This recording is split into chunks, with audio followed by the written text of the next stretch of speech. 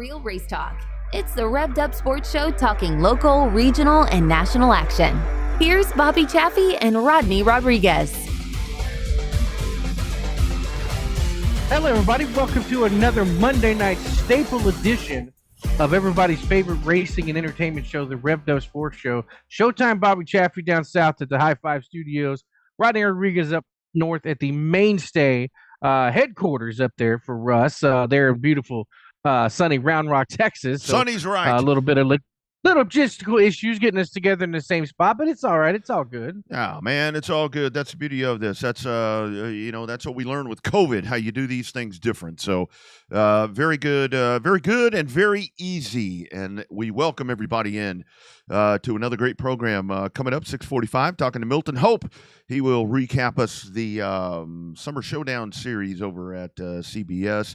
Blake Clark will rejoin us. He's on a roll. Kevin Sestair is going to preview some stuff happening at Rocket Raceway Park. Really cool stuff coming up. Bobby, you guys had down your way. Do they turn your power off? Do you have the rolling blackouts? Had some a couple of days ago, but nothing so far the last couple of days. Although the neighborhood across the highway there didn't have power for about 4 or 5 hours last night, so we were kind of lucky comparatively to them. So, well, let me tell you, my man. So we never have them. I mean, we never have them here. I mean, you know where the studio is. I mean, there's a big ass hospital right over here, so the power never shuts off. I mean, even during the snowvid, we never had a problem with anything. Last night, sitting there watching the Oxford 250. And, obviously delayed, with weather and everything that was going on right there. Gets to about 40 some odd laps to go. The lights have been flickering all afternoon into the evening, whatever. You get to about 40 some odd to go and the shit turns off. And I'm like, what's going on here? And I'm raising all kinds of hell. And so I'm like, well, yeah, I'll just go to my computer. I'll just go to the computer and turn it on. Yeah. We had to have this hotspot to do that. Well, didn't think about turning that on, but I go, and of course the laptop doesn't work because the wireless is off. Of course, I'm not thinking about all of this at the time. I'm like, well, let me go to my iPad. I'll turn this shit on and watch it. Well, that shit don't work either. Finally, I think about what you said, and I'm like, let me go find a hotspot. Let me dig a hotspot out and turn this shit on. So I go, I fire the hotspot up. By the time the shit gets going, I turn it on, and Cole Butcher's in victory lane. I'm like, you gotta be kidding me, man. What in the hell? But yeah, thanks a lot, Grid or whatever that deal is. ERCOT. Oh my God. Well, I'll tell you what. They fucked me because that was setting up for a nice finish, and didn't get to see it, man. Didn't get to see it, but that's okay. But a great Oxford 250, and it sucked for ORR because he couldn't watch the end of it. I like my new selfie light here in my studio. Can you tell I got a selfie light? Doesn't that look a little brighter to you today? Dude, you're always white. You're a white dude. Sometimes a little more than normal, right?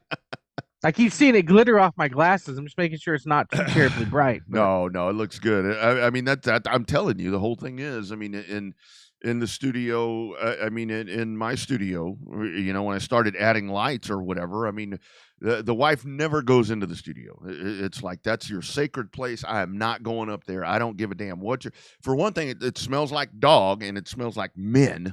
When we're in here, it's like a locker room. Oh, that's right. Yeah. This is very much like a locker room. It smells like feet. It smells like probably balls and ass and every other thing that you can think of. But she finally comes in one day, and I mean, Bobby, you know how it is. I mean, there's lights everywhere up in here. And she's like, what exactly is going on in here? She's like, why are there lights on each side of the room, lights in the middle, lights on top, lights to the side? She's like, is this like a porn studio or something? I'm like, no, unfortunately, it's not. It's just a sports studio. That's all that happens in here. Unfortunately, that's all that happens in here. Yeah, it's a unique setup you got up in there with all the extra lights and everything. It is kind of funny. She's not the only one that's ever been like, what are you trying to film a porn up in there? It's just because there's so much extra lights in there. I mean, you must have got them wholesale, dude, because there's all kind of lights up in there. Well, now you want to put in the cameras from the ceiling up there too. So before Yes. long, you'll be able to have the complete studio experience up there. There's more to come. Just wait to see what's about to be happening here pretty quick. Really cool stuff coming up as we continue. And remember, Bobby, I mean, it was like all of this started with a damn phone. Like we just had a phone in here and trying to rig up sound. We have never lacked in sound. Sound we had covered from the get-go. Figuring the video shit out, that took a little bit of time. But yeah, man, started out with a broken ass iPhone, and here we are all now, whatever. I'll tell you. Gotten out of the ghetto and into the penthouse. From the outhouse to the penthouse. There it is. Yeah. Sean Folsom, studio tour. Hell yeah, man. Come on in here. Well, we'll bring you in here. We'll let him take some photos, but you got to take it like right here. You can't take the backside or whatever. That's not yet. Not yet. That's where the female models come in. We can't let you take a picture on the backside over there. That's the bad side. Okay, Bobby. Before we get to Milton, I know you were working the other night, but dude, I'm gonna roll some video right here from Twitter, dude. Tell me that you've seen this by now, Ryan Preece. My Lord, what in the entire hell was that? I mean, just take a look at this. This is like the 80s. I mean, the wind gets under the car. And these cars aren't designed to fly, right? No. No, I'll tell you, man. This was one of those incidents to where I'm sitting here watching this live, and it did very much feel like the Newman thing at Daytona. And I saw somebody post on Twitter, if your name is Ryan, you probably don't like Daytona. That's funny, but it shouldn't be. But I mean, look at the shit. Come on. My Lord. That was unbelievable. Look at that. There's 4 pirouettes right there, isn't it? Dude, I give him a 10. God. And the funny thing about it is there's nothing funny about this, but the ironic thing about this is when the car lands, I mean, you just watched what happened. It doesn't look that bad. So stage is completely intact. Yeah. That greenhouse is complete. For as much as it tumbled, that greenhouse is completely intact. Hell, the underskirt, the carbon fiber underskirt didn't hardly break away either. Yeah. I mean, just it just will not stop. I mean, it's just over and over. I think they said, 10 times or whatever it was, but I think a lot of this was, I mean, when you go back and watch it, I mean, look at it right there. I mean, it's just flipping. A lot of this, the flipping was in the air. I mean, obviously he turned 4 or 5 times in the middle of the air without hitting the ground. Yeah. I mean, just look at that. And it lands. And look, all the tethers, everything working. I mean, the hood's still attached. I mean, look right there. There's the nailing the landing, as they say. I mean, look at that.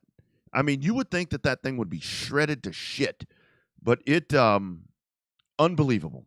And that really tells you. I know there's been a lot of question about this race car, but it dude jumps out of the car and goes to Halifax, and hell, they turned him loose. And man, that was scary. That was very scary as that was happening. That's pretty one of the most wicked hits. They said most wicked hits is Rusty Wallace and Davey Allison, early 1990s there at Talladega. But definitely by leaps and bounds, one of the hardest hits and biggest licks we've seen in the modern, more modern era. 2000 and up, I guess, would be, the last 25 years, 23 years. So, yeah, definitely was a shot. I had that actually sent to me while I was announcing there at Texana. Somebody said, "Holy shit, watch this." I didn't get a chance to watch it till the races were over. Yep. But I heard, I got people text me this just, when you get people text you, it says, "Holy shit, you should be watching." It's like, well, I'm watching a great race now. And calling some great races down at Texana. But yeah, I got to see it. I got to see it there at the end of the night and checked it out and was just like, wow, holy moly. And then you had, I mean, obviously that's horrible. I mean, that was rough. But then you have the head on into the fence for Dave or for Ryan Blaney.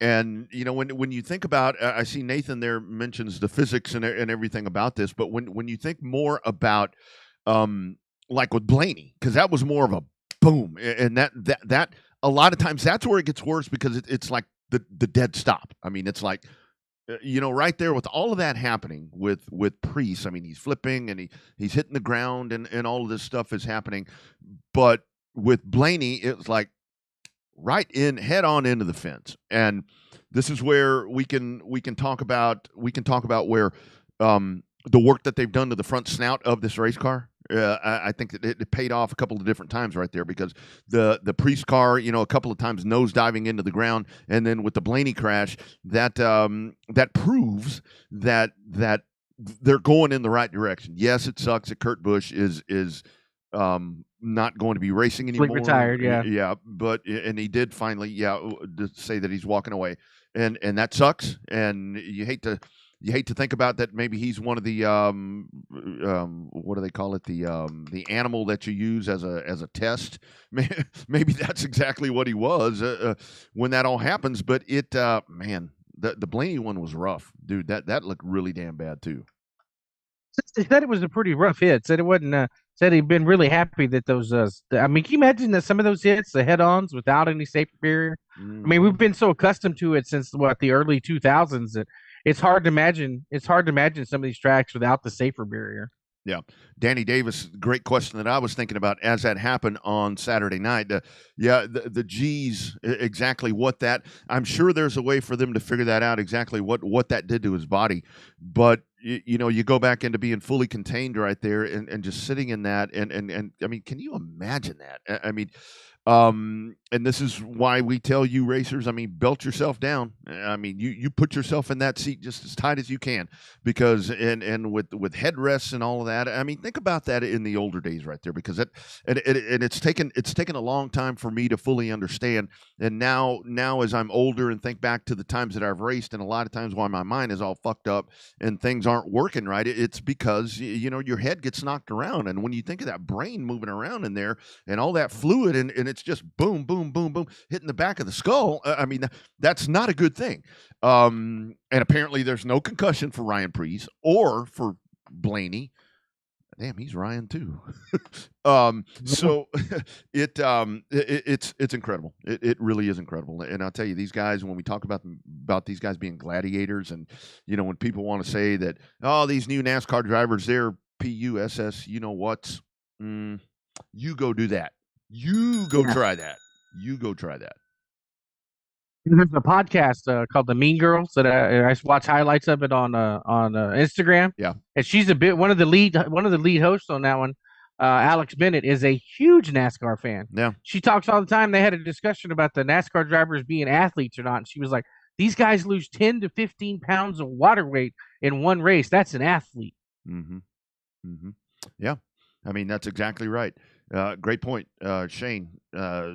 Seat belts, I mean, they hurt you when you tighten them. I mean, that's, it's one of those things. I mean, but they're going to keep you. They're going to keep you in place. And I did. I learned that the hard way. I mean, I would. Did too. I mean, back in the day, Houston Motorsports Park. Yeah, I would keep those things loose so I could slide my ass a little bit over to the right and kind of cock over to the left in a little bit and be more comfortable. And it just takes.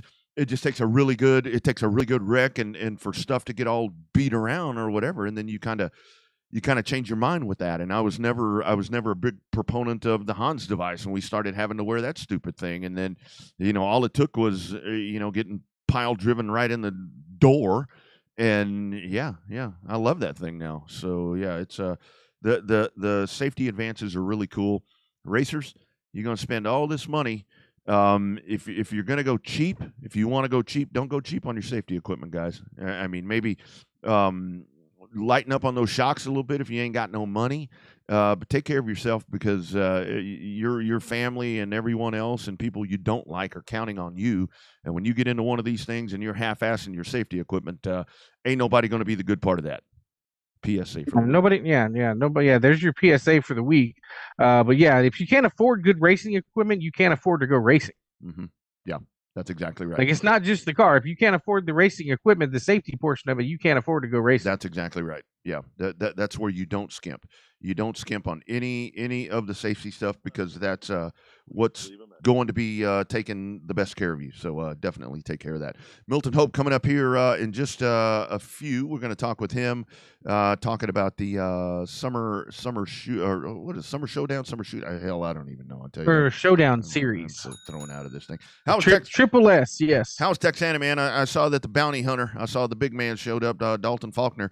Looked like the factories are going at it hot and heavy.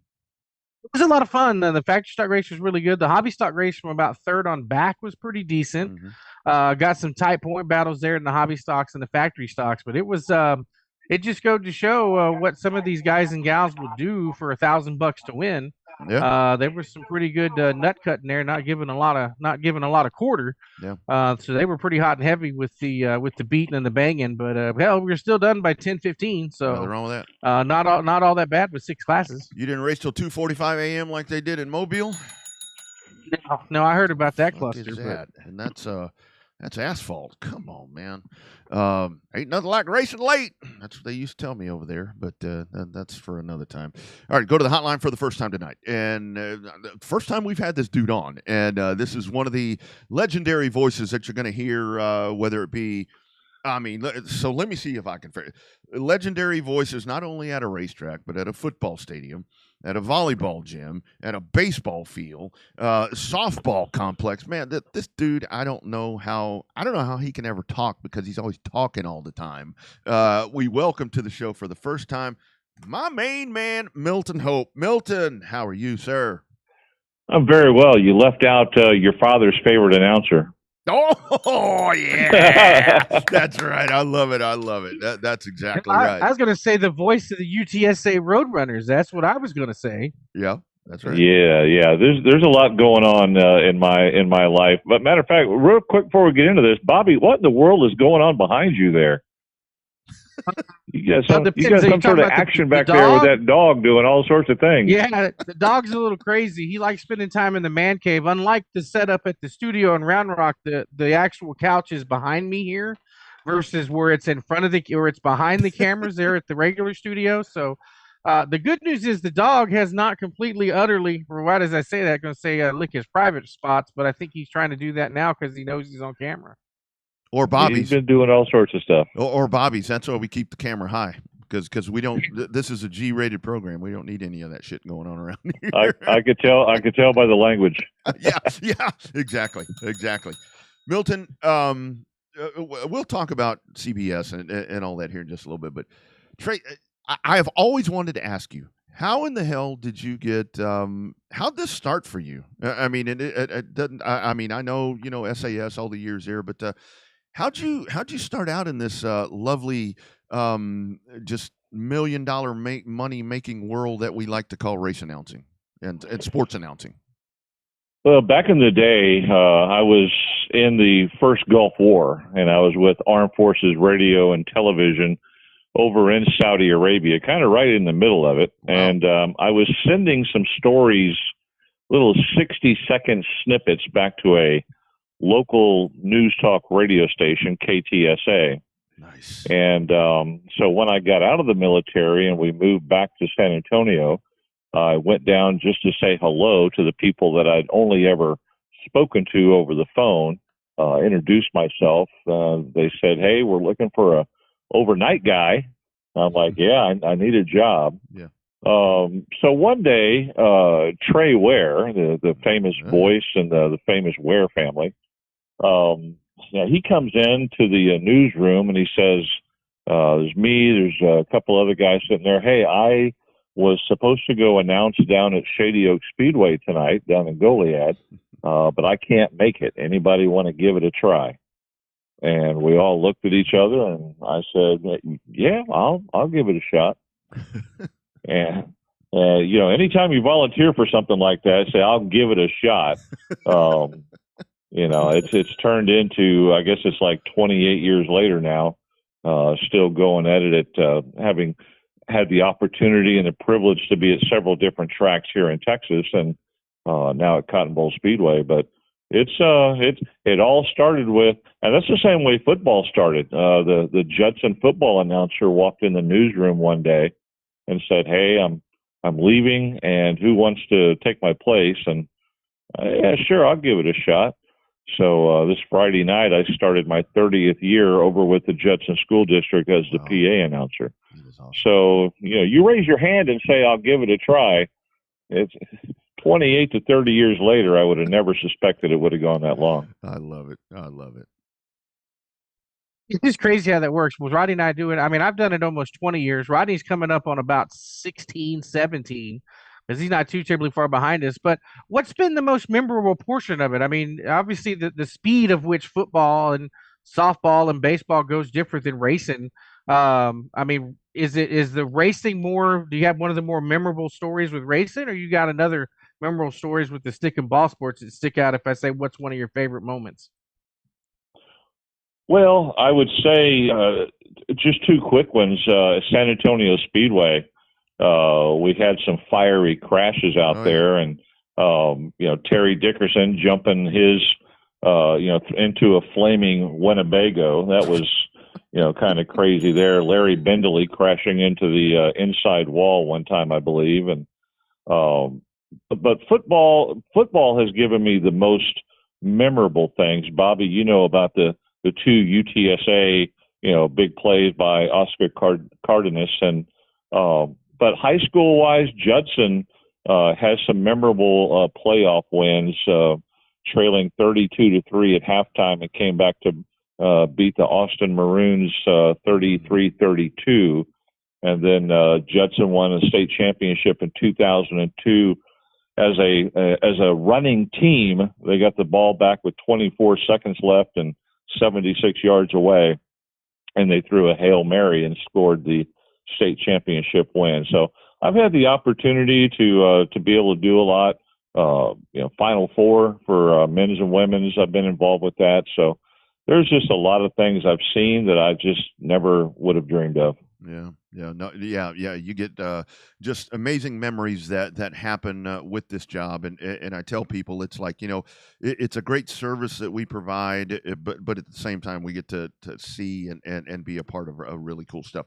Milton, what I've always loved about you are all about. I mean, like, we can kind of go to the racing side now. You are all about the race fan. I mean, you like to get the race fans involved, and like on race night, when you have people checking in to let you know where they are checking in from. Kind of speak to that part, because the race fan is so important. I don't care if they're there on property or if they're checking in, on Race On or whatever streaming source it may be. They are so important to the livelihood of the sport, and getting them involved, that really makes them feel like they're a part of whatever may be happening. Well, I think so, and it goes back to my days at San Antonio Speedway, where I would walk through the stands and shake hands and thank people for being there. But with this new technology that's out there today, and we got that Race on Texas set up right behind me, and I just decided to give it a try one night, and they didn't even know I was going to do it, and we just quickly built a little screen shot that they could put up there on the screen. Tony Fetters, and he just put up the email address, and I thought, if I get a couple or 10 or 12, that's fine. Sure. And I've been averaging about 50 to 60 emails a night. Just, it's a simple address because I'm a simple guy, man. racelocation@yahoo.com. But, over the past couple of years that I've been doing this, we've received not just the local families in the Coppers Cove and Austin and Goliad and stuff like that, but I've had emails from Japan. I've had them from Germany, Hungary, North Carolina, New York. So you're right. I mean, we are used to touching the people that are right out there in front of us or that we walk by, but now we have a completely different audience now that can stream wherever they're at. And, so I think it's really important to let them know, hey, we know that you're out there. Tell us where you're at and tell us who's watching with you. And if you're cheering somebody on, Joe Blow would love to know that their grandparents, like Jared Maupin. Yeah. Oh my goodness. I know. His grandmother and the family down there in the valley are his biggest supporters, but they are always sending me one of those first emails to cheer on Jared. So, it's just something that you and I and Bobby and the other announcers have always reached out and touched the people in front of us. Well, now we have a completely different audience that's somewhere else, but it's almost like they're sitting right there in front of us. That's right. Well, then how much has that changed the way that you've announced over the years? Where it's like back in the days, it was like just PA stuff, right? Just like a normal sporting event. Now it's like, because we don't want to have the dead air with the race on Texas or the streaming or stuff like that. It's like we have to talk all the time now, and it's like some people say we still talk too much, but it's like, to me, even just the course of the time that I've been doing it, it seems to change the way of a regular race announcer, where you got to go from a race announcer PA type of guy to a color guy, like you're watching something on TV. Well, I've kind of gone into that mindset here lately, and you kind of explained that perfectly. Is that we don't just talk to the audience out there and that's sitting in the grandstands or in the pits anymore. We're talking to people that are doing the dishes, or they're watching racing on TV and watching Race on Texas on their laptop. They could be shopping or driving. But the way I've kind of adapted to it is, you're right, we constantly talking, and sometimes I have come into that part where I just really want to explain to the fans in the grandstands, hey, you might hear me say something that doesn't make sense, but it's because I'm talking to a different crowd, right, on the stream. And Scotty, the producer there at Cotton Bowl Speedway with Race on Texas, he and I have kind of developed this thing where we've got the camera right behind me that we do the pre-race show with. And periodically what we'll do is I'll run back upstairs after doing the winner's interview, and I'll turn around and face a camera and give a quick recap to the people that are watching on the screen, which isn't going to make any sense to the people that are sitting out in the grandstands. So you try to make it sound generic, but it's really tough. I mean, like, you're a PA announcer to the grandstands, but you're a color commentator to the people watching the streaming service. And it's interesting, and I just kind of talk them through it these days now. Yeah. It Milton, for me, it was really weird, because I had somebody walk up to me one time. I was doing a race, and kind of the same thing, exactly what you guys are talking about right there, because it would be like, okay, in the downtime, you're talking to the folks that are there on the property, and at the same time, the streaming folks are watching, and they can kind of relate to what's happening. Then the race would start, and I'd sit and I'd scream and I'd do all this other stuff, and I was doing a race, and a guy walks up to me, and he's like, they can't hear you in the stands, right? What you need to do is you need to talk to the people that are watching. And then you go into that mode. You go into the play-by-play mode, and then you pull it all together. So it really has been a changing cycle for us, to where we've had to evolve into everything that's thrown at us, because, man, it has changed real damn quick.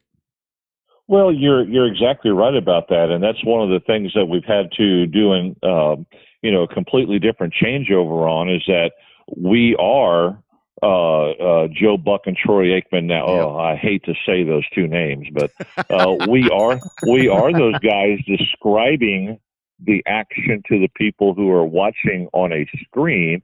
And granted, the people in the stands might not be able to hear us, but we're still talking because we have that totally separate audience. And over the years, back at Texas Dirt Speedway, at Goliad, at San Antonio Speedway, at Thunder Hill, here at Cotton Bowl, I mean, it's always been fun to kind of get agitated and excited and kind of get that pumped up announcing type deal. But over the years, as you guys get older and start to catch up with me, you'll start to find out that it's kind of tough to do that for 5 and 6 hours. So I have almost turned into a color commentator the whole time. Now I'll throw in some excitement when it really gets good out there on the track, and kind of get it pumped up and do like a lot of these big time announcers do. But a lot of times too, it's just I'm gonna back off and just talk to the people and tell them what I see. Yep. I'll turn to H and talk to him and tell him a joke, and he'll laugh, and I'll turn around and talk to the people. It really has changed a lot. Yeah, sure has. So Milton, let's talk about Cotton Bowl. Obviously, I was there with some work colleagues a couple of weeks ago. They enjoyed the show. In fact, a handful of them actually went back without me, so they enjoyed the show as much or without me. But talk about this summer shootout series. That's one of those things where it's always been it's the hottest part of the summer. It's the hardest time to get people to come to the racetrack because you got back to school and summer vacations and all this extra stuff.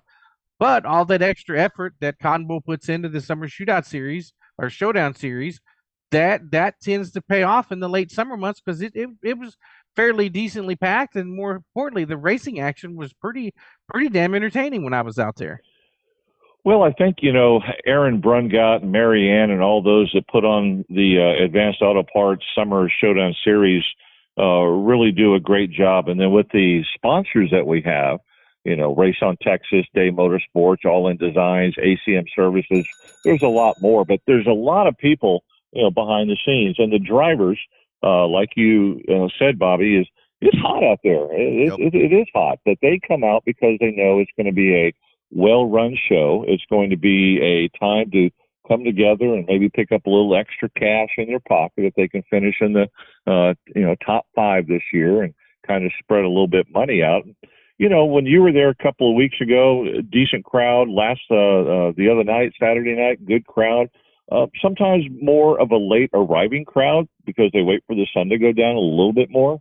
But a lot of people really look forward to the Advanced Auto Parts Summer Showdown Series to get out there and go at it and run with some of the best drivers around. Yeah, no doubt about it. I like that race within a race. I think that's something really cool. So your thoughts, Milton? Here, a couple of races left out there. Everything's pretty hot and heavy. Just kind of preview what's to come at CBS here as we get ready to put the bookend here on 2023. Well, we have one race coming up where the IMCA cars are going to be off that weekend, so we'll have the Sport Compacts and our other 3 classes, and then we'll have the trucks and the dwarf cars come in. But we've got some really, really tight battles going on right now. One of the good ones going on is the Amelia Montalvo Realtor Sport Compacts. Gabby King has really come about this year. She's really improved from the previous year, and she's 7 points behind John DeWitt as they go into the final couple of races here of the season. Of course, we all know, if I mention the word Chris Morris, that's the end of the discussion right there, right? He's got that one wrapped up. Design Welding Factory Stocks, Dylan Kowalik. When we say factory stocks at Cotton Bowl Speedway, a lot of people will think about, Tim Holmeyer in the 8-star car, all these years winning championships. Well, he's in a tight battle right now between himself and Dylan Kowalik. Kowalik's got a 2-point lead after this past weekend's race.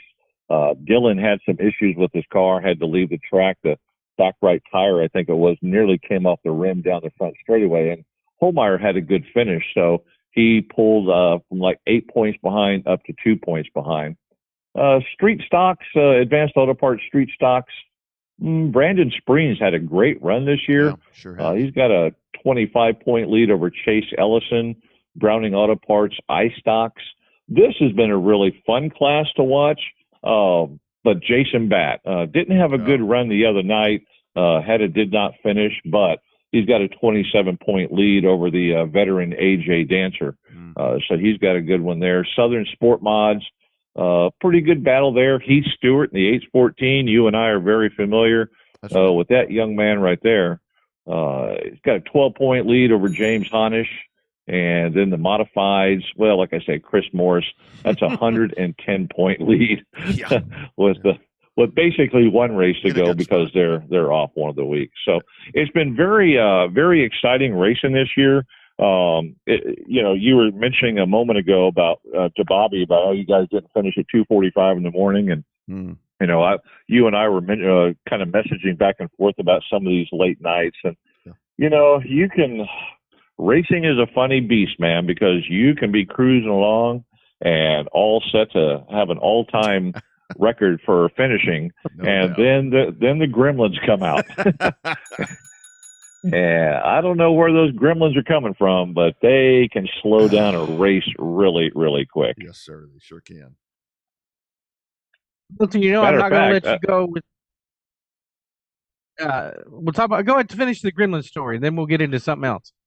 Well, Rodney, I was going to tell you, your buddy Cody up there in the box running the scoreboard the other night. Yep. He looked over at me and H, and he said, "Well, it looks like we're going to be done by 9 o'clock." And I turned to him and said, "Shut your mouth! Don't Shut say up! that shit. Yeah, Shut never up. say that. Yeah, no, do not.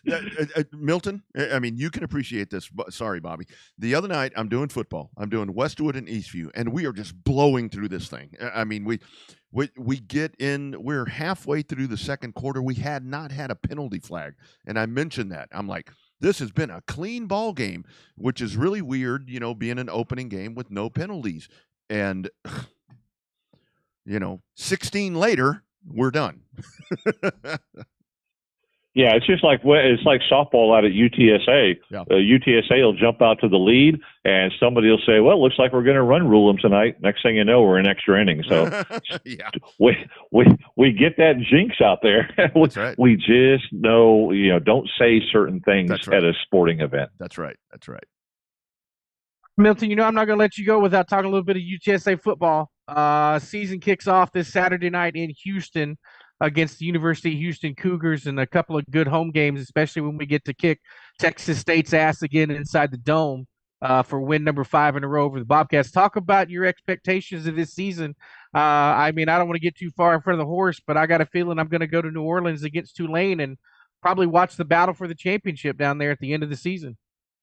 Oh, yeah, I'm looking for a national championship for UTSA this year. They should be able to bring on Alabama or whatever they want Georgia, to say. who? No, I mean, we got Texas next year, and I hear Texas is trying to get out of that game already because they don't want to face us. That's right. But no, it's UTSA's got a lot of returning starters this year on both sides of the ball. Mm-hmm. I'll be over there, Bobby. I think I saw you said you're going as well over to Houston. If we can keep away from injuries. And just stay on track. Let's take care of Houston and avenge that 3 overtime loss last year, and then move on to the Kitty Cats from Texas State.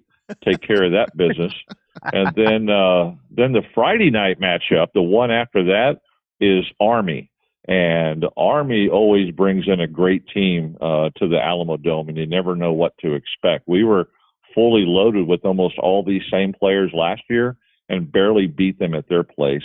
And then we close out the non-conference with Tennessee. Oh, my goodness. That'll be fun. That'll be a fun Yeah, so that'll be a good one. So, yeah, good expectations. I try not to put the cart before the horse, but if everything stays according to plan, we should have a great season. Yep, no doubt about it. You do a great job. I was at that Army game, and those were actually really nice fans. Beautiful campus.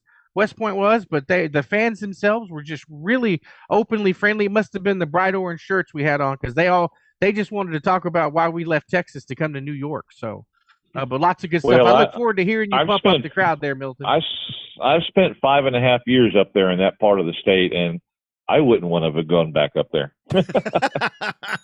Milton's like, they ain't all that great. Yeah, nah. Good stuff. Good stuff. Milton, we need to do this again during the off season. We can just do an hour and a half of just back and forth and telling stories and doing all this stuff. But wanted to get you in here, because I with CBS coming off of the series right there, and then what's coming forward. But man, I know you are a busy man, but let's do it again, my friend. Always a pleasure to get to talk to you, and you are the man, my brother. I appreciate you reaching out to me, man. I catch your show whenever I can, and like you said, as busy as I am, people are coming home from work, and I'm normally going out to work. That's right. That's exactly right. All right, my man. Keep enjoying that retirement. Yeah. Me and Joe Spillman both, right? There you go. Exactly. All right, man. Take care, Milton. We'll talk soon, my man. All right, guys. Take care. You bet. There he goes, Milton Hope. Man, lots of years right there. Lots of years that he has done that. And this is the funny thing, like talking to him right there. So he gets on the air, and I'm producing this thing, and it's like he starts talking, and I'm like having to move all these levels and all this. I'm like, okay, hold on here, but stand by. So yeah, really good stuff. Just love that guy. He's just a genuinely good man, and he does a lot of good things. We should have asked him about Buc-ee's. We can talk about that later. I did want to talk about Buc-ee's because I saw something about Buc-ee's earlier, but we can dig into that. But Milton, a lot of years, man, a lot of years behind that mic. A lot of years, obviously the voice of San Antonio Speedway for a number of years, going down there to enjoy the races down there, and then of course voice of I-37 for a long time, and now pretty much been the staple for Cotton Bowl here Oh, in the no last doubt. couple of years. No So doubt. yeah, he's like the rest of us, except for you. You've never used the R word with racing. And you hadn't even remotely thought about the R word for the announcing and the play-by-play stuff. But I tried it. It lasted about 6 months before Owen dragged me back out, and then that was the rest of it. With with going down to Texana, that was supposed to be a couple of races, and 3.5 years later, hell, I'm still there. Yep. Never use that word because it. Yeah, I mean, I guess it's okay, but yeah, I'm glad. The good thing is, it's good for racing that he is doing that, and I think the Cotton Bowl's a really good fit for him because he is like I talked about with the fan perspective and just everything that they try to do there at CBS. He's the perfect man for that job. I mean, folks, Absolutely, yeah, folks ask me about going to CBS. I'm like, look, if Milton ever needs a day off or whatever, I'm glad to go fill in. That's his place. That's Milton's castle, and he does a great job there. Yeah, it's hard to come in and step on somebody else's shoes at their own house. So Well, everybody has their stuff, but yeah, definitely Milton's got he's the right guy for the right track with the right type of racing. He's in the perfect spot there with Cotton Bowl. Yep, doing a good job, and he has made that transition over to dirt as well, just as we have. To the hotline another time tonight, and that hotline presented by Rogers Dab Chevrolet GM Performance, the best prices that you're going to find on GM crates, whether it be the 604, the 602, whatever. They will hook you up. Best price in the nation, GM Performance parts. If you need more information, you can actually DM me, and I can put you in touch with my friends over in Mississippi and get you hooked up with Rogers Dab Chevrolet. This dude is rolling. He has been on the show just a couple of months ago, but wanted to reach out and get him back on because, man, very impressive ride this past weekend. Let's welcome back to the Revved Up Sports Show and the Revved Up Hotline our man, Blake Clark. Blake, how we doing, sir? Oh, man, I'm doing pretty good. What about y'all? Man, we're doing well. We're doing well, my friend. Thank you for jumping on here once again. Let's talk about this past weekend, dude. I went back and I watched that and talk about slicing and dicing through the field and so forth. You did that exceptionally well, my friend. Oh, yeah, for sure. It was a pretty good race. We did a couple changes to the car to get ready for Super Nationals. We were pretty scared, and my heat race was awful. It was really bad. It was a little too tight, but at the end of the day, we topped off in the A-main. It was a good race. It was a good, fun race. No doubt. Like I've definitely been doing the voiceovers for some of the Race on Texas highlights for you guys, and it seems like damn near every week I'm talking about you either battling Shelby Williams or just battling in general and kicking somebody's ass up there with taking names. And man, tell me about your program this year. I mean, you talked about it a couple of weeks ago when you were with us, but man, you're still on fire throughout this 2023 season. Oh yeah, for sure. We've been going for wins left and right. At this point, we've not really. I had a hiccup at KSB not that long ago, but I'm like still top 5 in the nation and stuff like that. We're still trying to push it. But, it's getting pretty good here and there. But, I love my stock car. Every time I pull on the track, there's some heavy hitters all around from Texas. Especially Shelby. Shelby is a very, very good racer. I love racing with him because we can race clean with each other, door to door, and never have any problems. Especially Matt Gilliam. He's a good one, too. There's just a bunch, especially at Boyd, KSB, just all the tracks around here. Blake, isn't that the thing? I mean, with the stock cars. I mean, I know a lot of folks with factory stocks and all of that, and I know we talked about this before, but I just love talking to the stock car guys because to me, and that's something Joe taught me. He's like, dude, you are gonna love the freaking stock cars because they're just to me they're the baddest class of them all. You talk about those guys, and then with the national stuff and everything that you guys are able to do, that really is, in my opinion, one of the coolest classes to be a part of. Oh yeah, for sure. I mean, I started when I was 13. Damn. And actually started at Joe Spillman's track, 281. He was there for my first win. Mm-hmm. But yeah, I mean, I love them. I mean, you can race door to door, clean as can be. Maybe touch each other. It's not going to take each other out, but it's just awesome. And there's just a lot of heavy hitters down here that are. It's just fun. I mean, I don't know. I've raced a bunch of classes, but this is one of my favorite classes. And I talked to Dad. I was like, hey, maybe try something new next year. But I don't know. I mean, I'm having so much fun in the stock car. It's hard to leave it. Yeah, no reason to. In terms of the performance, right? In terms of do you find one of the things I'll just spit it out is that Boyd has its own unique ecosystem on Friday nights, but it seems like KSP, whenever you win at KSP, that speaks volumes because, like you said, there are some heavy hitters at KSP over there at Kennedale. And do you have to up your game any when you go to Kennedale, or are you still just straight out on Friday nights and Saturdays?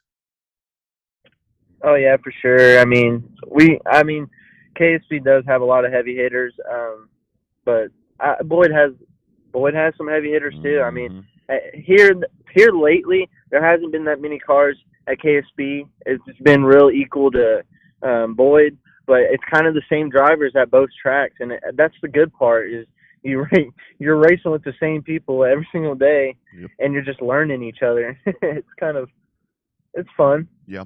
Yeah, no doubt about that. I do want to ask you because I was going to reach out to you with the KSP thing. You kind of mentioned that earlier. Man, I thought it was so impressive and no need for details and none of that stuff. But you totally owned that situation, and man, I thought that was really proved the maturity and just everything with you because it's like this happened, whatever, but time to move on. Kind of talk however much you want to talk about that thing. Yeah, I mean, I still stand for what I said. Mm-hmm. I will. I got done wrong. Yep. But in the end, it is what it is, and we'll just move on. I mean, that's right. It sucks, but I mean, it took me out 21 days. I mean, I got a suspension, I got a $1,000 fine and stuff like that, but it's okay. I mean, we're back, and I already the next night, the next weekend after that, I went to a different track, USRA, and won. So it was a good feeling after that. Mm-hmm. But it is what it is. It's really hard to talk about, but it sucks. But it's a hiccup, and we're gonna just go separate ways. And that's right. That's right. One of the things that I want to know, Blake, you mentioned USRA. What is the big difference stock car wise between a USRA stock car and an IMCA stock car? Is it pretty much the same minus the little stamp for the IMCA, or do you guys really have to change a lot to go from one sanction to the other? You can run a quick change in USRA. You can run a quick change, and I mean, there's a bunch of more things. I really don't race USRA much. I just did it because that's the only thing I could go to after being on suspension. Mm-hmm. But I mean, and at the end of the day, I love IMCA. I've stuck with IMCA, and IMCA is my main one. But there's not that big of a difference, honestly. Yeah, no doubt. So you mentioned Super Nationals. I mean, and that's to me, that's one of the coolest things about this whole thing. Kind of talk about that, man. That's got to be so exciting thinking about that coming up because that's one hell of a good time and just great racing that's about to happen. Oh yeah, for sure. I mean, we'll be there. I mean, we're leaving Thursday night. Hell yeah. We're actually going to hit Marshalltown before we'll go to Marshalltown, and then we'll hit all the Super National stuff. But yeah, I mean, I ran Super Nationals last year, and it was a blast. I mean, just the atmosphere around there, the racing in general is just like, it's crazy from down here. I mean, how they prep the track, like, I mean, they do it after every race. They prep the track. That's how they are. I mean, they got buses on the track. I mean, it's just crazy around there. And watching them do what they do, you know, I wish that all the tracks down here would go watch what they do at Super Nationals, because they would learn a lot from up there. I mean, it's crazy what they do. Yeah, no doubt. Like, before I let you go, you mentioned earlier that you thought about doing something else, but that you don't want to do anything that may not be as fun as you're racing now. I mean, what's in that pipe dream for you? I mean, are you thinking about going from a stock car to, say, a big mod, a limited mod, or factory stock, or what? You know, what's in that pipe dream for you over there if you want to do something that's slightly different than the stock car? Oh man, I would love to get in a late model. That's why I've been talking to Dad about a late model or a modified, an IMCA modified. I mean, those are the two things I really want to do. Yeah. Like, I just watching the late models, especially on TV and stuff, it's just badass racing. That's right. So Blake, I do want to ask you before we cut you loose. So with that situation that happened right there and all of that, was that something where maybe it was like in business they talk about the aha moment or whatever? Was that something, because it looks like since that happened, dude, you were freaking destroying people. Was that something that it was like, boom, okay, it kind of changed the mindset? Because dude, you have come out of that where others would have failed. You have come out of that, and hell, you're better than you ever were before. Yeah, I mean, especially, I mean, my parents kept my head up. I mean, Yep. especially everyone. I mean, just the amount of support I had after that, it just made me like, okay, we're gonna come back stronger. Yep. And then we're just gonna do my thing still. It doesn't matter what happened at that track or what happened. It is what it is, and we're gonna move on, and we're gonna do better than what I was doing. Yeah.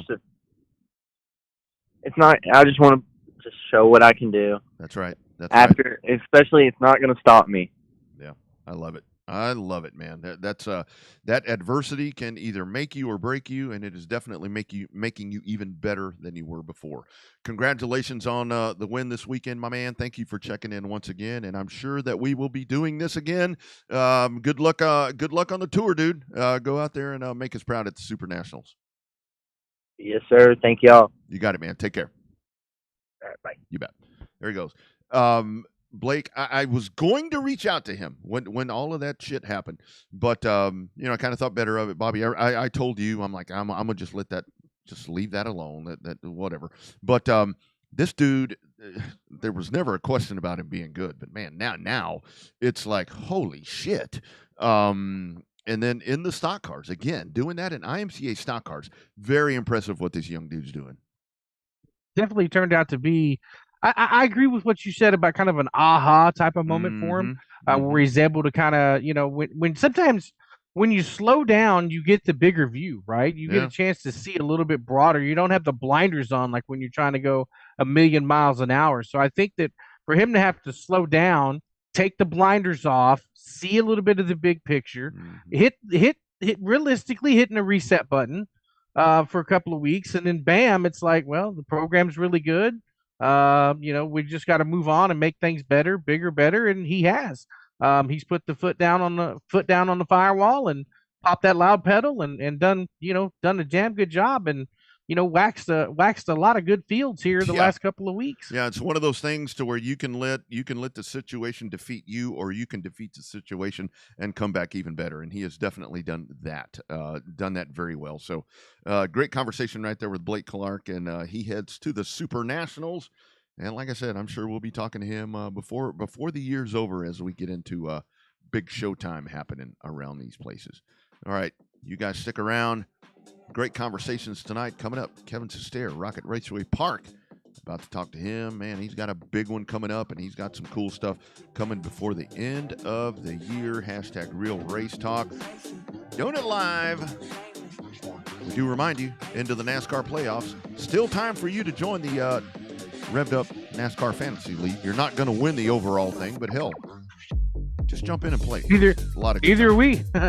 Yeah. We're not either. Jump in and play with us if you want to. RevvedUpSportsShow.com. You can get a link right to it. Stick around. More coming up.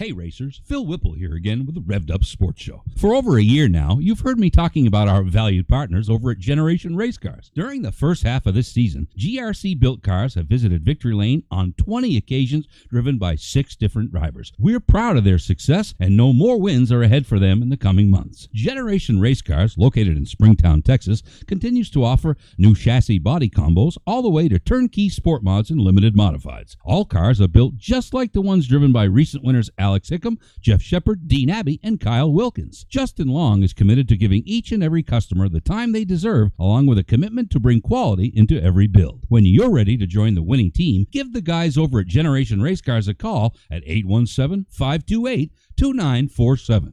Take your racing program to victory lane with Team GRC. You guys, Rodney Rodriguez from my friends at Rogers Dabbs Chevrolet in Brandon, Mississippi.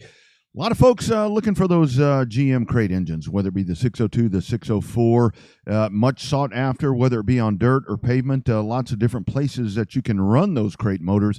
My friends here at Rogers Dabbs Chevrolet GM Performance Parts, they're going to give you the best part or the best price that you're going to find in the country. Check out my man Ryan Polk, 601-824-5457, or hit up rpolk at rogersdabbs.com. Get in touch with him. Let him tell you how he's going to get those engines to you. I mean, take a look right there. I mean, they're in stock. They're on the shelf and ready to get to you. Sealed crate GM engines. You can scan that QR code, and I promise you, you are not going to beat that price. Best price in the country. Rogers Dabbs Chevrolet GM Performance Parts in Brandon, Mississippi. Check them out and tell me you heard about them right here on the Revved Up Sports Show. Hi, this is Tom McKay with Audiovisual Consultations. Scientific data proves it. Size does matter. The bigger and wider your television is, the better. Football season is here, and the time is now to get your entire audio-video experience tuned up and ready. New flat screens, projection video, Dolby True HD surround, all the goodies at great prices and followed up with great service. So call us at 255-8678. That's 255-8678, or on the web at avconsultations.com.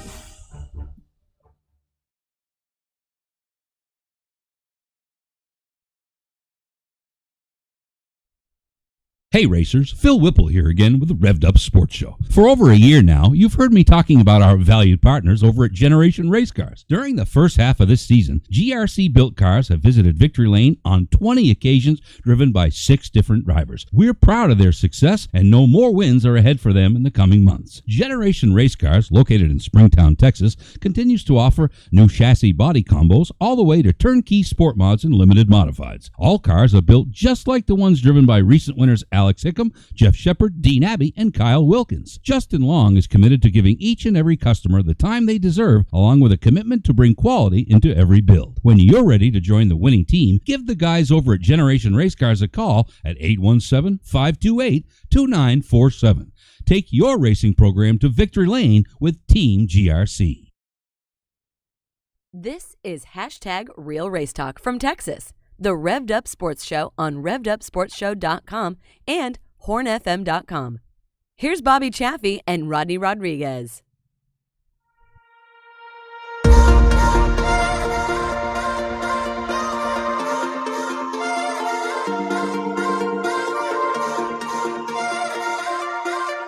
If you're live on a Monday night edition, your staple show of them all, the Revved Up Sports Show. Good conversation with Milton Hope and Blake Clark. Actually, surprisingly, Rodney, I don't know if you got a chance to see when you were pressing some of the buttons. Right at the same time, we were playing our good friends at Generation Race Cars. Our buddy Justin Long pops in on the Facebook feed. Oh, how about that? I mean, great timing right there. Timing, yeah. And come to find out, so we do need to update the commercial for him. get in touch with Phil, who's probably having an Oxford 250 hangover. Oh man, I talked to him. It's up. Yeah. It's up to 42 wins this year instead of the 20 that he just recorded. So our buddies at Generation Race Cars, we should just say, if you would like to get the car that's been waxing everybody's ass, get with Justin. He'll get you hooked up. That's probably what the commercial should say. GRC is going to hook you up. Be sure and check out Justin and those great folks. I do want to mention as well, before we dive in to continue our program here tonight, our thoughts, our man Colin Bell that was on here I think it was last week, really thinking about him, his dad, Brian, I mean, the great family there, Larry, that's Brian's brother, so that's Colin's uncle. And this is where we go back to the Saturdays or Fridays, whatever it is, so hot at the racetrack. I mean, kind of suffered some heat exhaustion and so forth right there. Really scary stuff for Larry this past weekend, but thank goodness and thank God everything working out there well for Larry Bell. So all of our great thoughts right there to Brian, Colin, obviously Larry, the entire family right there. And this is where it goes back to Colin messaged me and he's like, I watched Larry throughout the day. I mean, Colin had been there at one point. He's like, he was hydrating as the day was going on. But, it comes down to, if you're going to be racing on Friday or on Saturday, you need to be hydrating on Friday. I mean, because this is no joke. And I mean, I am the world's worst about, I'll hydrate and then dehydrate myself, if you know what I mean. But then you have to go back in and rehydrate. And that's, you really have to do that because this heat and this is no bullshit right here, guys. This is something that can really put you in a bad spot. But the main thing is everything good there for Mr. Bell. And that's first and foremost what we wanted to make sure that people knew about. We've seen a lot of that. We've seen a lot of emergencies at the local racetracks, and you got to have a little patience with the racetracks because obviously there's only so many medical personnel that it's not like the big NASCAR track where you got trucks after trucks after trucks of medical personnel. So there are limited resources there with the amount of medical people on site. So have a little bit of sympathy for some of the races that have the emergencies, the incidents that need to be taken care of. So exactly right. Be smart, hydrate, and then hydrate a little bit more. Really, because it is. I mean, this stuff ain't letting up, and just kind of keep that in mind. Hotline for the final time tonight. Big one coming up this weekend, and we've got some big stuff coming up this weekend. We'll talk a little bit more at the conclusion of the program about some of the other stuff that's coming up. But Rocket Raceway Park, man, a huge one coming up, and really looking forward to this one. And we welcome in once again another frequent guest right here because the man just likes to talk racing. He loves what he does. Kevin Sestair checking in. Kevin, how we doing, sir? I'm good, guys. How are y'all? Doing well, my friend. Doing well. Good. How's everything at Rocket, man? I know there's been some ups and downs for you this season. Just kind of talk about this, man. We were just talking about battling back from adversity. Man, you've just kept swinging, man. It's been a little tough at times. It's definitely been a tough year, but like any business, the plumbing business, it goes through its hiccups as well. So I've just learned to battle and keep battling, and we don't give up, So it's bound to turn around. Kind of the way we handled our racing back when we raced years ago. You just keep battling and never give up. So yeah, it's definitely been a tough year for sure. But I think we're going to keep positive, and hopefully we can finish up on a strong note with some big specials at the end of the year. So. That's right. Yeah, but it's funny how we were all talking about the beginning of the season when we kept getting rain out after rain out after rain out. We all prayed for a little bit of sunshine and some warm weather. I think we all prayed too much because it's been a little hot. Now we can't. Now all we want to do is pray for rain. So I know you guys had a little bit of rough beginning up there, but man, your end of the season shows have always totally impressed me by the quality of car and competition that you guys get. This Brian Meisner Memorial that you guys have coming up and this Junior Limited deal that y'all have happening, man, it's the buzz with the Junior Limiteds. But talk about this Brian Meisner Memorial because it always is hot and heavy pretty much every year. Yeah, it started off real good. First couple 3 years was really good, and it kind of, as most memorial races do, they lose a little bit there towards the in the middle years of, most of them, not all of them, but this one lost a little bit. And, last year things just kind of fell in place, and we had a really good year last year. I think we had a lot of rainouts in the area, and I think we might have been the only place racing that weekend, if I'm not mistaken, or that Saturday in our area. So, that helped out.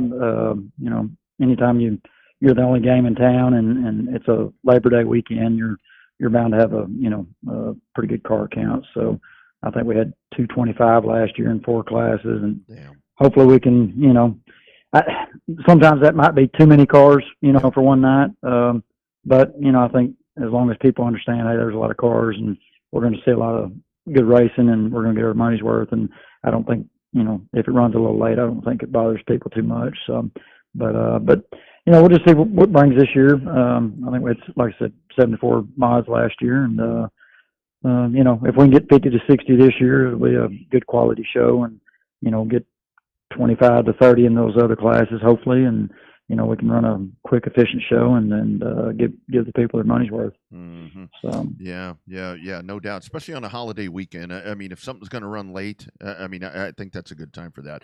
Kevin, $9,000 to win there for the USRA modifieds, and the modifieds to me, one of the. I say this, modifieds and stock cars are the ones that I kind of gravitate to.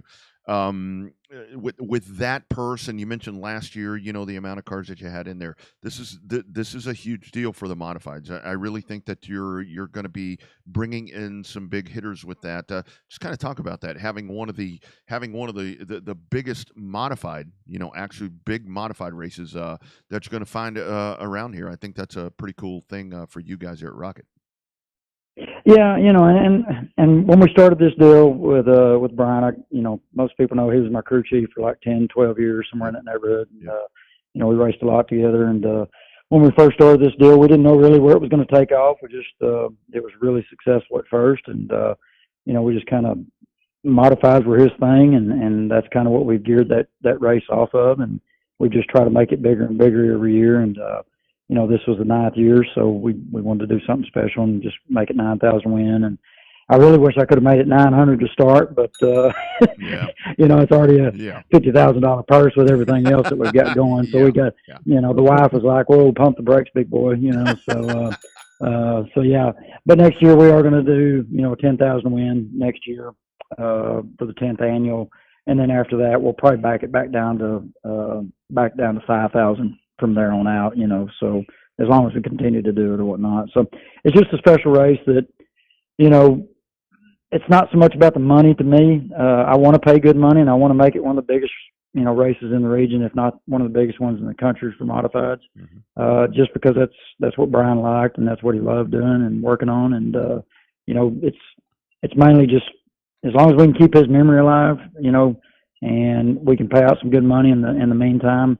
That's what he liked. He loved going to big shows, and that's what we did. We traveled all over the place, looking for those money races, and that's something that me and Kevin Rogers, when we came up with this deal, was, hey, we're gonna keep it modified based and try to make it a good paying purse for the modifieds, and then try to help out the support classes as well, as best we can. But it's this will always be a modified show for sure. So, but we're extremely proud of it, and I think last year it was the USRA Race of the Year for the sanctioning body, and that's something we're proud of. And it was nominated for Race of the Year, I believe National Race of the Year.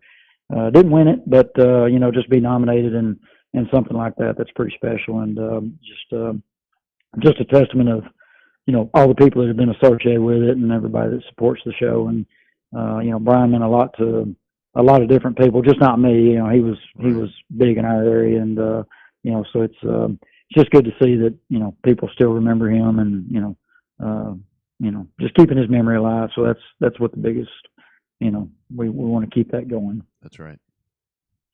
And one of the things I noticed when looking at your flyers is that they look fantastic. I love them because they're full of information and all of that. Like the flyers are. I'm a marketing guy, so I love the aspect of the flyers. But what I like most about the flyers is there at the bottom, you've got lots and lots of sponsors, and it looks like you guys have continued to remain really good with the sponsors, despite being in what I would consider kind of a smaller market racetrack, right? Where you're not too close to anything Right. major, big time city. But it seems like you guys have been able to help out the ecosystem by having the same sponsors renew all the time, and occasionally getting another one or two kind of popping in to supplement the place. So that's the cool thing. Talk about your relationship with your sponsors, not just for these big races. Obviously, that helps a whole hell of a lot. But I mean, it looks like you got to have sponsors all year to make this stuff happen. Yeah, they're a huge part for us, especially right now because we're just trying to. It's like I tell my wife, any business, you kind of see where you stand after about 18 to 24 months, and we're going on our second year, and we just had some hiccups along the way this year, and we're still building on some stuff, and luckily for us, we've got a good marketing partnership with all of our sponsors, and they've kind of helped push us along and got us through some tough times for sure, so and I tell guys all the time, hey, this marketing dollars, it's going for improvements at the racetrack. We use those marketing dollars for that, and we try to make it as fan friendly as we can, and racer friendly as we can, and we try to continue to make improvements as best we can. It's just if I had known we were going to have this many rainouts and power issues and all the other things that you just never know about, you might have would have set some money back for those times, but we're okay. I mean, it was just it's just been one of those years. But to get back to it, our marketing partners, we've got a good local base there in Paris.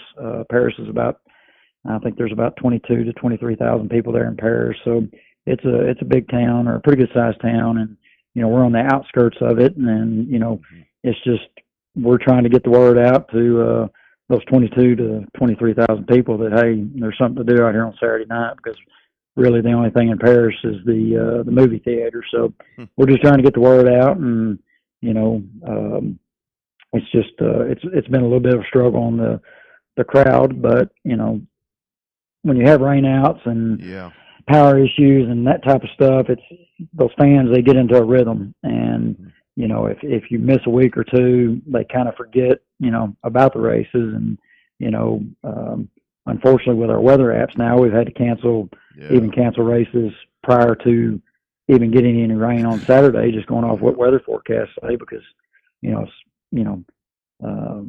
rule of thumb is if it shows 40%, 45% of chance of rain on Saturday, your crowds they're not going to be very good.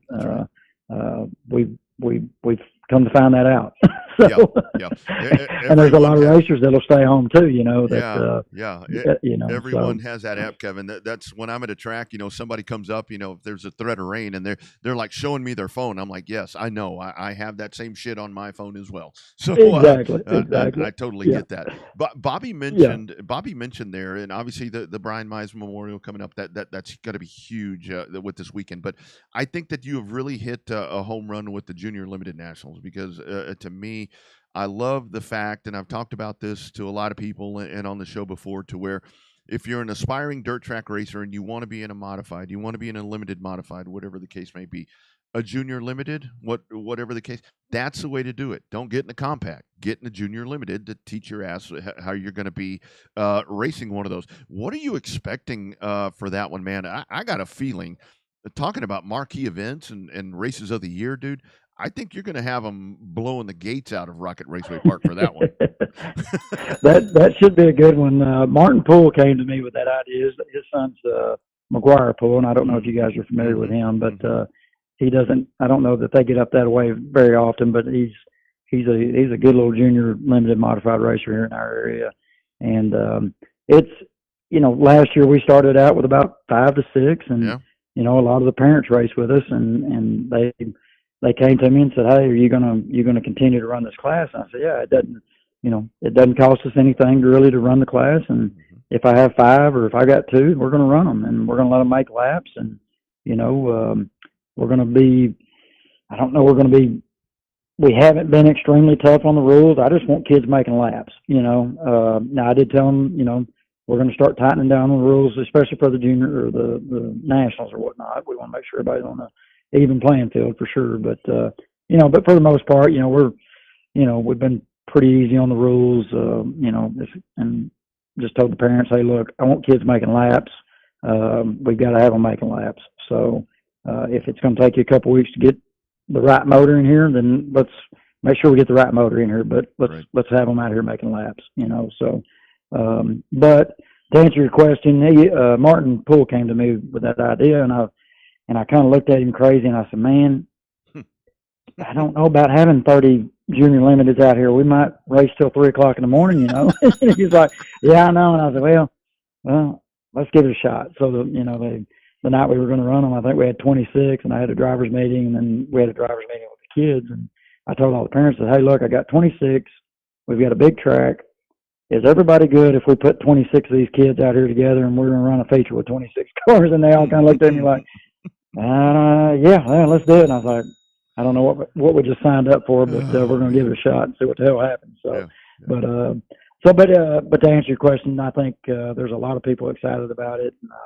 Man, the sponsors they just kept coming, and I told them, I said, they was wanting to add money to the top, and I said, look, we're not paying. I'm paying $500 to win, and any added money, we're just going to stick it towards the back, and we're going to try to just keep it, put a solid purse together throughout the field. That way, everybody goes home with some money, because, I had one of those junior limiteds, and for my oldest boy, and we just don't pay much for those guys to come out and race, and it costs those parents a lot of money. So we want to make sure that we can, give them a weekend where maybe they can come home with a little bit of money instead of going home, losing 200 and, with a first place trophy, No, it's great. It's a great concept. I like that a lot. That's a really cool thing. Yeah.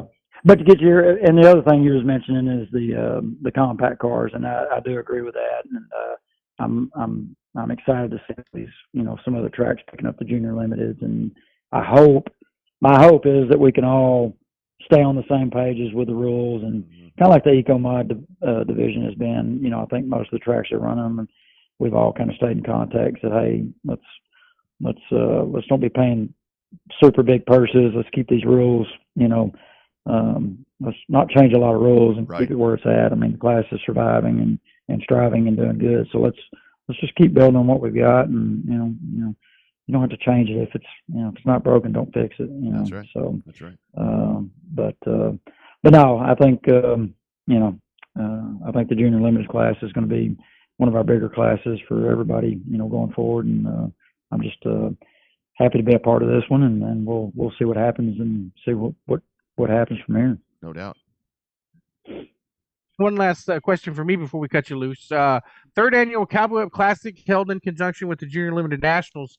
Are you guys doing the mechanical bull again for starting position? Because that deal, I watched that on Race on Texas, and I laughed my ass off on that for days. It's such a cool concept. Our plan is to bring the mechanical bull back. When me and KR were working on schedules for Rocket and schedules for Architects, that was one of the scheduling deals was hired. Architects is not going to race on September 23rd because, your ass has got me here as a cowboy or a clown or whatnot. So, yeah, the plan is to bring the Brock and Bull back, or the mechanical bull, and it could turn into a long night with the Junior Limited Nationals and that, but we'll try to run them through as quick as we can and make it as fun as we can for everybody, for sure. But to answer your question, our plans are at the moment, yes. We talked about putting the kids on it, and we thought, that might not be a good idea. We'll just stick to the limited. So. Well, I'll tell you what you need to do, Kevin. You need to get my man Bobby over here. Get him over there. Get him, because Bobby's like the mechanical bull dude. I mean, I've got a video of him trying to ride one in Pensacola. I'll find him and I'll ride him. Yeah, you need to get him over there and put that shit. Tried to ride that shit online, and dude, you'll. I mean, it'll go viral. Maybe you and Kevin, maybe you and KR could have a ride off. Yeah, there you go. Bobby and KR can have a ride off. I've got. There you go. All right. I've got too many beat up parts, or I would do that too. But that thing throws me off, and I'm like handicapped for life, so I can't do it. Right. Good stuff, man. Looking forward to the weekend. The Mize Memorial. I know it's going to be. I mean, $9,000 win USRA modifieds. Tell folks any additional information where they can get more information to be a part of the big one coming up at Rocket this weekend. Well, I think a lot of people know most of our stuff is shared on Facebook. We're big on Facebook. Our website, you can find all the information there as well. I think the general admission gates are going to open at 5:30.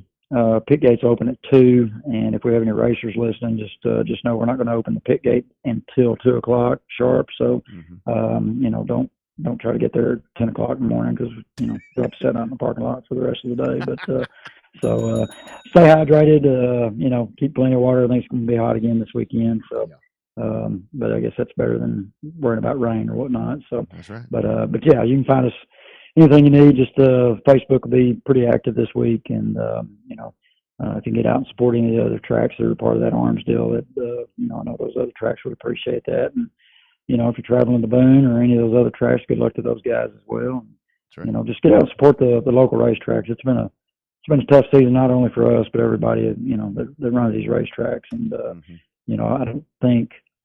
I don't think people realize how much time and effort and what type of money goes into running these racetracks. And, talking to Donnie Ship and Josh Landers over at Hunt County Speedway, we kind of helped them out the first couple of weeks. And the first opening night I showed up over there, Donnie gave me a hug around the neck, and he said, "Man, I had no idea, Bubba. I had no idea there was this much involved, and I said, I just kind of laughed. It gets easier. And he said, "No, I don't think you know how much I appreciate you." I said, "Well, it's a rewarding job at the end of the day if everything goes good." So, but yeah, there's a lot to it, and these tracks need all the help we can get for sure. That's right. And that's why when people bitch at you guys, I'm the first one to throw a flag up and be like, "Hold on."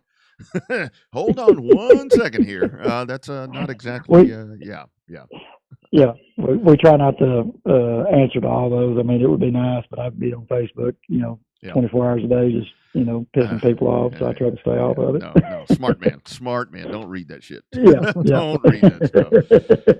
Very well done, my man. Looking forward to a great weekend. Thanks for checking in. We'll catch up. Let's catch up before the Junior Limited Nationals because I really think that's for sure, cool. For sure. And I appreciate you guys reaching out to us. Appreciate the support and appreciate what you are doing. You got it, my man. Take care and have a great weekend. Yes, sir. Y'all too. You bet.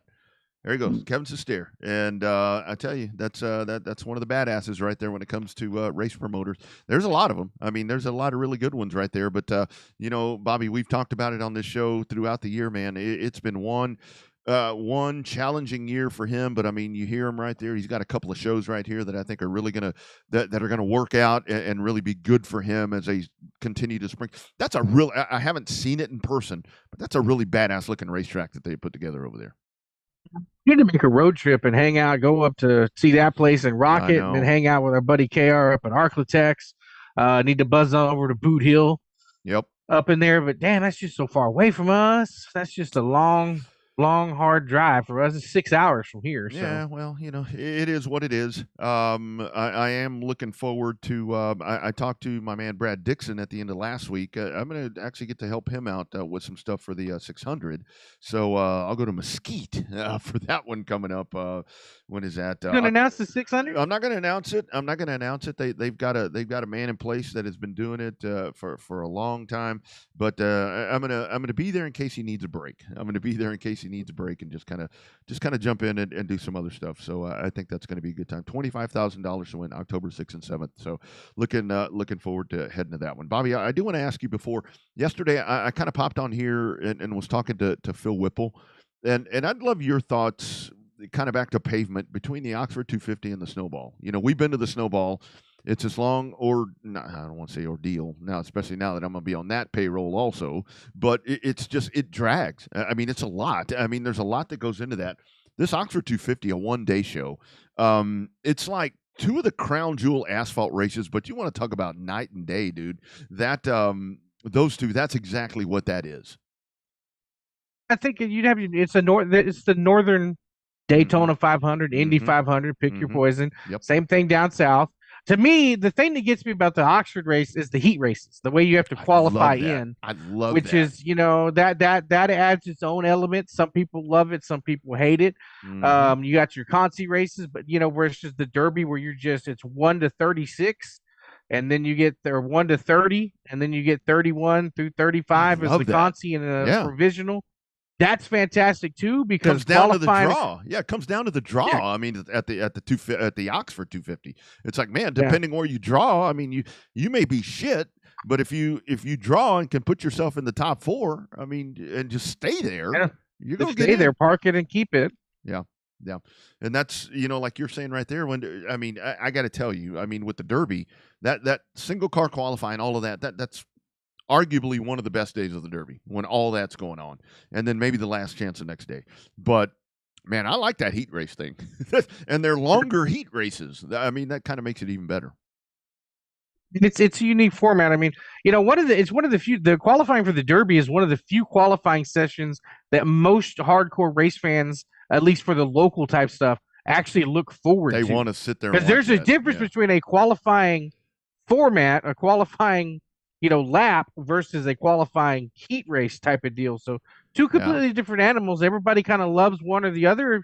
Hell, if you're a real race fan, love them both. There's nothing wrong with that either. No, I love that. And that's the thing, with the Derby qualifying, it's like, well, single car qualifying sucks. Well, sit there, turn your race monitor on and watch this. And remember, only X amount are going to get in. And then everybody else is going to run that last chance qualifier, which is 50 laps.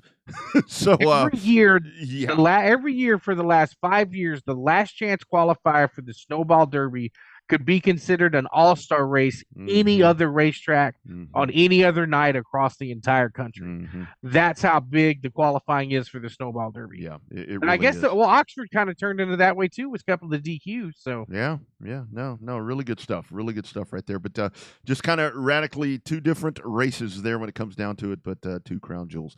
Bobby, do you want to talk about this weekend? Mike Parker Memorial coming up at Arklatex. We talked to Colin here a couple of weeks ago about that. $7,036 to win, $12,036 if you put the pull-offs on. You've got the KK versus Slick battle, all of that right there. I'm assuming there's going to be a lot of people on pull-offs. So that this weekend as well, along with the Brian Mize Memorial, man, you got two action-packed races right there.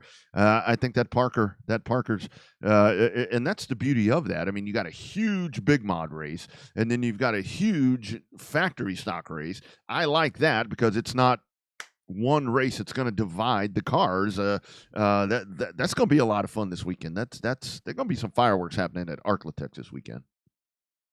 Really good format. We've seen how it kind of worked over there at Boot Hill with the slicks and the KKs and stuff like that. So it's going to be another challenge. I think that it just comes down to two things: testicular fortitude and track conditions. Really, is what's just going to boil down to. Because there wasn't but two guys, there on slicks for the King of the Hill. Your winner and your 15th place guy or so. We'll see how that works. That was a hell of a lot of money at the King of the Hill for. That's a huge pay gap between no slick and slick. So down south, not going to be able to make it this weekend, but you got a doubleheader happening at the South Texas Race Ranch Championship night. Saturday night, you'll have the 5 classes plus the Texas dirt trucks will make their way out, and then championship night on Sunday. They'll crown the champions right there. So a couple of back-to-back nights on a holiday weekend at Corpus Christi. I mean, there you go. Go to the beach. Go to North Padre. Go do all your cool stuff. The hurricane already passed through there, so everything's good. Go enjoy some really cool stuff, live music, all that cool stuff at the race ranch. I think that's going to be a good weekend for Owen out there. That should be a lot of fun. It'll be a lot of fun, a lot of good momentum, a lot of the same people that were with the Carlucci Memorial kind of get their stuff back together and going for that one for the season championship. So it's almost time. Big money season's here, but you got to pay attention to some of these little local battles for the championship. That's right. I'll actually be heading to Mississippi on Saturday morning, heading up with Rogers Dabb Chevrolet GM Performance, heading over to Jackson Motor Speedway, the 604 Crate Late Models, the All-American 60. That's going to be a great event over there. Looking forward to that one right there and being a part of that with the GM Performance guys and ladies. I think that'll be a hell of a lot of fun. But before that, on Friday night, so also get I don't think I've told you this, Bobby. On Friday night, I'm going to be doing play-by-play at my alma mater on homecoming night. Play-by-play for the good old Lockhart. Coming this early? Yeah, game 2. I mean, it was so I was Friday night doing Westwood. It was senior night, first night of the year. Wow, that sucks, man. Homecoming. Yeah, for Lockhart, homecoming. Game 2, they weren't at home the first game, so it's homecoming. They're coming home for game 2. Yeah, well, whatever. Different time, different place. No, I don't know. I did want to play this. Let's see if I can find it. I don't even know if I still have this on here, so I probably don't. Damn it, I don't have it. Maybe I do. Hold on, I'm stalling for time. Oh yeah. If I knew what you were looking for, no, I know. I try to help you stall. I know where it is. Right here. So in the past on this show, I have played this sounder right here. Hold on, it's gonna take a little time because I'm having to dig it out of an old file. Come on. Stand by. It's coming. Just hold on. I think it's coming. Well, that's what she said. But hold on.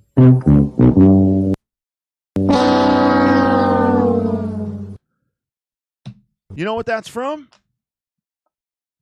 What happened? The Price is Right. I don't know if you could hear that or not. That's right. Yeah, Bob Barker, My closest to 100 without going over. My man Bob Barker passed away. Man, that dude right there. Oh man, during the summer and so forth, and whenever I'd not go to school or whatever the case may have been, sit there and watch some Price is Right. Man, I love Bob Barker. I think. You think he's one of the best game shows ever, or game show hosts ever? He's up there. He's on the Mount Rushmore. Yeah, and that's I know you've got.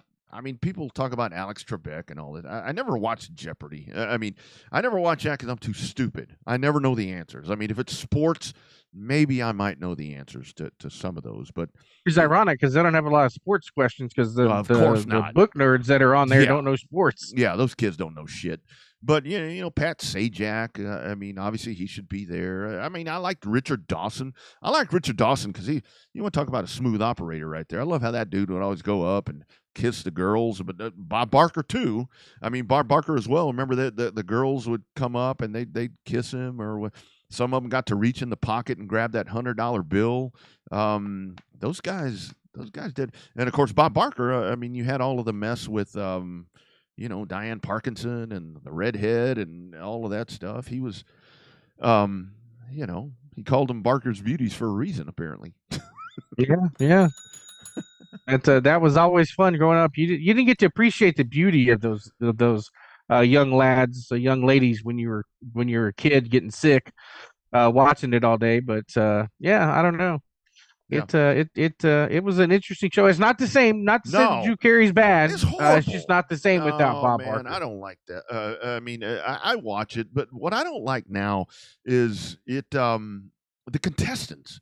They let the contestants act like total fools. It was like in the past, the contestants did what they did, but now it's like people are getting on there to try to do a Twitch moment or some shit like that. Just act like an idiot. Oh yeah, I hate that shit. That's just people in general now. I know. I turn it on every now and then, and I'm bitching and complaining about it. But man, Price is Right. I love those games. You remember the guy, Odie, Odie, Odie, Odie, and then he fall off of the thing, and the one where you had to write the price and all that, and Plinko and all of that. But man, that's Bob Barker's deal right there. And I think one of the most important things, talking about Bob Barker, with the pets. I think that's a legacy that will forever go down as one of the best things he ever did. Yeah, spaying and neuter your pets. And in fact, Saturday was Clear the Shelters Day. I know that the shelter down in San Marcos had a really good, adopted quite a few cats. Yeah. I think they cleared the house out on that and got to adopt out about 3/4 of the dogs. So that's a good deal for that regional shelter. It's a little shelter that carries about 150,000 people between Hays County and Dripping Springs and Buda and Kyle and San Marcos, and so it's a little overloaded sometimes, but it's good to see that. To see that. Speaking of stuff in Kyle, did you see the deal where our friends, you have the shirt on, for Central Texas Speedway going retro tonight. That's why I put this Did on. you see where they ended up having that deal when it got shut down, got torn down, got turned into a damn business park? Now Tesla's going to lease it and start making parts and pieces for their electric Teslas. Yeah. That to me is ironic, and nobody has mentioned that in any of the stories. That's where I think they're missing the boat. Oh, they don't know. I mean, you look at the media stuff right now. If it didn't happen last year, I mean, they have no idea. But man, and that's one of those things, where if that ground could talk, holy shit, can you imagine that? I mean, I said this on the Lost Speedways thing, to where it's like, I know those people sitting over there in that new home community by TWS. I guarantee you at night they hear shit. I guarantee you they hear sounds. I would love to go sit in the field over there at CTS, THR, whatever you want to call it. Man, I bet you hear hums. I mean, even like at San Antonio, all these closed racetracks, man, it's like there's ghosts. I mean, there's got to be. But yeah, that is very ironic right there that you had. And Bobby, I was talking about, I mentioned this yesterday. I put this on Twitter yesterday. Think about this. So talking about that property and this shirt and all of this stuff. Just imagine watching the 50th annual Oxford 250 yesterday. If and I wish it would have happened, if the Texas Big Shot 250 would have been able to sustain and continue going, and that place was still there, I don't give a shit what you call the place, we'd be almost around year 25 of the Texas Big Shot 250. Imagine how big that race would be right now. We got all this SRL and ASA and all this mess and CRA and whatever it may. Imagine if we were almost on 25 years of the Texas Big Shot 250. How badass would that be? And it only made two. Only made two. Controversy the first year, and then Wayne Anderson smoked their ass in Armadilla's car the second year. So yeah. God dang it. That's one of those things where, what could have been. And I know a lot of people. The first one was badass. I remember going. I mean, I went to both. The first one was fun. Oh yeah. First one was badass. I got a sweatshirt still from the first one laying around the house somewhere. But yeah, dude, if that would have been that, gosh damn. It'd be so cool if we still had that right there. It's like when everyone talks about, San Antonio and everything with the All-Pro stuff or whatever, whatever point, if San Antonio was still rolling, the All-Pro would have fallen off, because there's no more All-Pro. Or, I mean, maybe something would have happened, but the Texas Big Shot 250 was one where it could have sustained. I mean, because they could have adapted to these conditions right now. And when I was watching Oxford yesterday, it's like, damn. And they would show, I don't know if you were able to see it, but they would show the scenes from turns 1 and 2 looking out towards the backstretch in turns 3 and 4. It looked like Kyle. I mean, it looked like Kyle, and that's where I'm like, God damn it. We should be almost on year 25. What could have been? What could have been? What could have been? If you want your asphalt fixed, September 23rd, you factory stock racers, pay attention over there. Yeah, man. In case you didn't pay attention to the flyer, it says factory stocks on asphalt on that flyer, so stay tuned. You some bitches going to be on the slicks, too. I can tell you that. I do know that already. So, I mean, come on out. You like driving those things and you like driving them fast, come drive them real fast. Track is going to be dry slick. It's going to be dry slick, and you're going to be able to go real fast. And I hope, on my part, that it's mostly dirt track guys. I mean, I know somebody's going to try to be slick and get something, one of these asphalt guys is going to try to figure out a way and put a car out there and try to do whatever. But I want to see the dirt guys. I want to see the dirt guys get out there and do what they do. Make them in it. I really want to watch that factory stock race. I don't know if I'm going to be able to with it doing all the interviews and stuff. It's going to be a blast, man. I think that's going to be really cool. So yeah, like Bobby said, if you're missing that on the flyer, factory stocks, you are racing on that September 23rd race. Not going to be any outlaws or pro late models, any of that stuff. There's a huge race that's going to be going on. Where is that? I think it's in Cordele. There's a huge outlaw race, $5,055 to win, a memorial race happening there. So the Ben from over at Cordele had actually reached out to me, and he's like, hey man, we'd love to try to give the Texans some incentives to show up and come race. So I reached out to Owen. We're working together on that. Cordele's given their trucks the night off, so maybe those trucks will come down here. But I think the factory stock's going to be really cool. That's a groundbreaking event. I think that's going to be coming up. People been asking for it. Now it's their chance. Absolutely. It's either going to be a hit or it's going to fall on its face. One of the two. No in between. Yeah. I don't think there's no in between on that deal. No, it's either going to be a total shit show of nobody's doing other than just karma, or it's going to be a fantastic show. I'm hoping for the latter here, where it's going to be a hell of a show. It better with be the factory good, stock. Yeah, it better be the good one because everybody wants to come do this. So get ready to bounce out of here. Bobby, I've started to have to use, now that our YouTube thing is exploding so well, I've had to use the old radio outro because it's a mix, because the old Huey Lewis thing was getting us blocked. So yeah, here we go. We go to this. This is a good outro. I like this. All right, don't forget to sign up for said YouTube channel. Once we get a few more members, we can do a few more things on there. That's right. So stay tuned to the YouTube. Makes it easier to watch with your smart TV than Facebook. That's right. Big stuff coming up this weekend. Get to Corpus, get to Arklatex, get to Rocket, get to anywhere. Get anywhere. Find a streamer. If you're not going to be able to get there, just enjoy your holiday weekend, Labor Day weekend. All you people that work your asses off, this one's for you.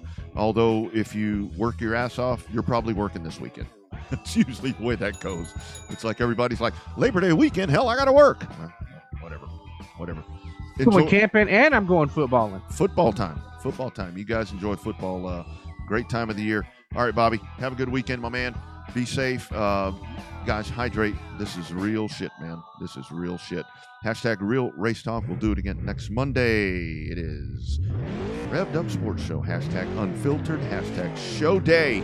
Hashtag Real Race Talk. You guys be well.